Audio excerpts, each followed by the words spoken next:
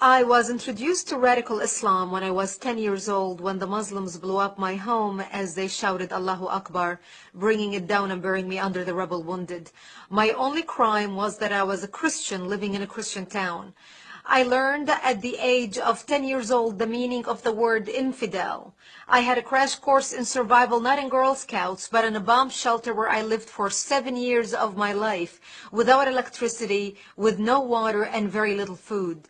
To get some food, I would crawl out under the bombs and the snipers' bullets to gather grass to eat, and we would crawl to a nearby spring to get some water.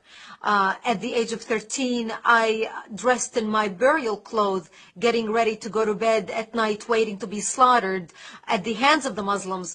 And by the age of 20, I had buried most of my friends who were killed by Muslims. And we were not Americans living in New York, and we were not British citizens living in London. We were Arab Christians living in Lebanon. I come from Lebanon. Many people do not realize that Lebanon used to be the only majority Christian country in the Middle East. We were open-minded, we were fair, we were tolerant, we had open border policy, we welcomed everyone into our country because we wanted to share with them the westernization which we had created in the heart of the Arabic world in the Middle East. Because of the majority Christian presence in Lebanon, we were good in commerce, we focused on building the country. In a very short period of time, Lebanon became Paris of the Middle East, the banking capital of the Middle East. But sadly, because of our open border policy and our open-mindedness and tolerance and fairness, we welcomed people who were not supposed to be in our country in the first place. Muslims used to send their children to study in our universities because we had built the best universities in the Middle East, in the Arabic world. They graduated and they stayed and worked in our economy because we had built the best economy in the Arabic world, even though we did not have any oil.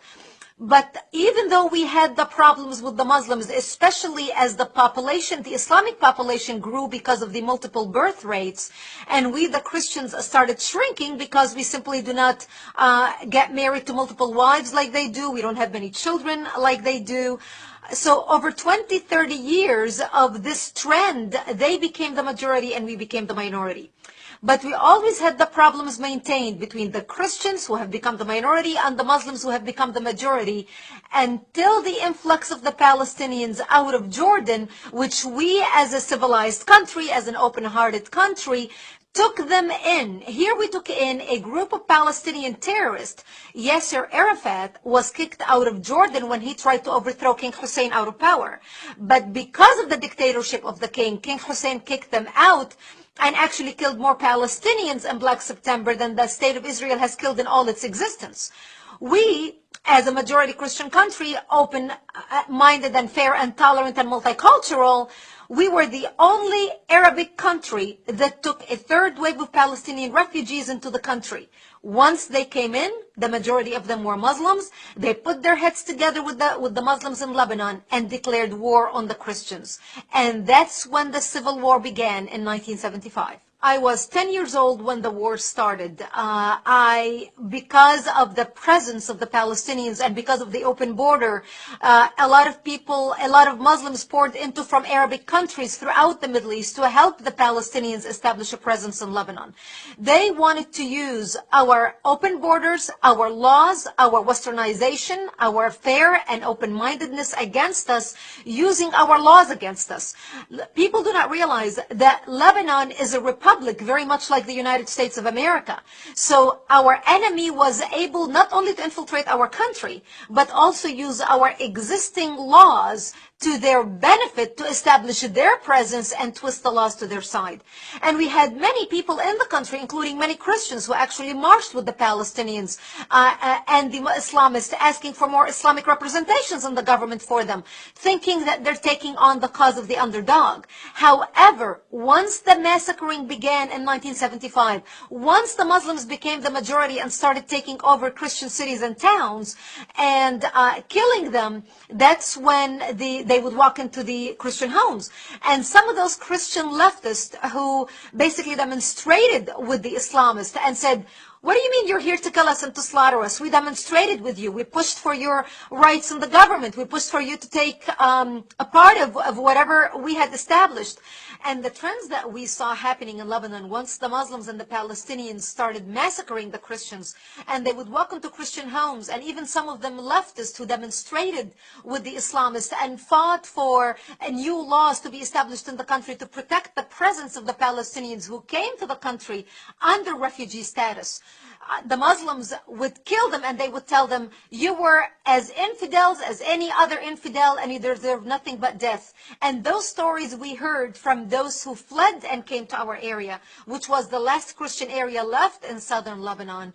And this was the price that we paid for our open-mindedness and our tolerance of those who came into our country, who had no intention of assimilating with us, who had no intention in becoming a part of the Lebanese society and advancing with our Western advancement in the Middle East, but wanted to come, and once they became the majority, wanted to impose their backwardness, their way of life, their way of being on us, which brought our culture down.